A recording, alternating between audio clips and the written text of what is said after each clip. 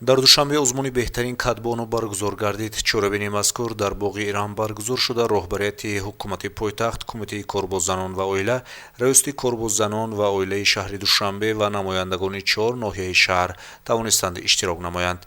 занони ҳунарванд истеъдоди худро дар ороиши дастурхон, истифода ва гузоштани зарф, ҳамчунин ашёҳои болои мез омода ва пешниҳоди таомҳои субҳона, чоштгоҳ ва шом, хӯроки маҳаллӣ, миллӣ ва муосир нишон доданд. ҳамзамон маҳорати омода намудани хӯришҳо, намудҳои гуногуни хамир барои пухтани нон ва дигар маҳсулоти нонӣ аз шартҳои дигари озмон буд.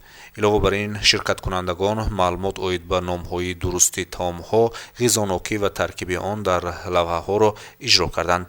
ба ғолибон диплом ва тӯҳфаҳои хотиравӣ супорида шуд. ҳадафи баргузории озмунро созандагон ҷалби занону духтаронро ба эҳёи рушду анъанаҳои миллӣ, баланд бардоштани сатҳи огоҳӣ аз хонавода унвон карданд. дар ин бора Спутник TG хабар медиҳад.